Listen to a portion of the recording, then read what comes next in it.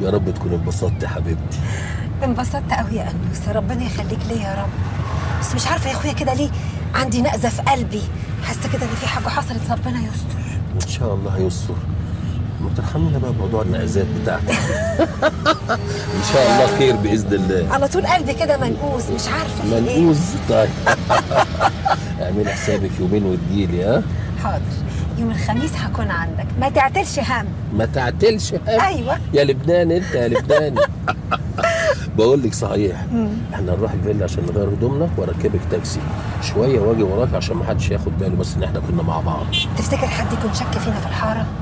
اصل احنا يعني غبنا مع بعض في نفس الوقت خالص، كل واحد مشغول في همه. انا مش خايف غير من واحد بس. واحد بس؟ مين ده يا اخويا؟ لا انا جبت لك ايه؟ الله، دي اللي انا كنت نفسي فيها. هلعب معاكي بيها يا ساره. ماشي حبيبه قلبي. عجبتك الحاجات يا كناريا؟ عجبتني، دي عجبتني قوي قوي قوي قوي قوي.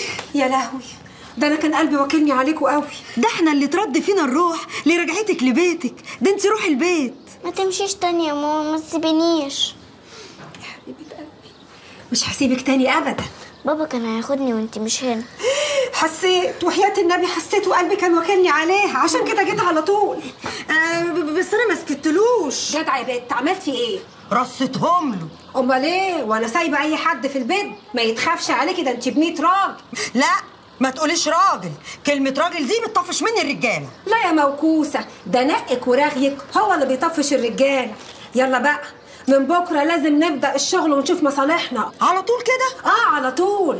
شغلنا هو اللي باقيلنا يا بنت.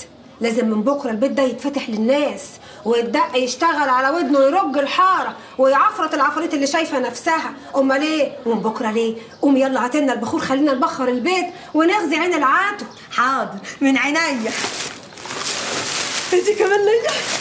دي بتاعت بطة. قرأي بقى الطمع ده، انت كل حاجة عايزاها لنفسك. يوم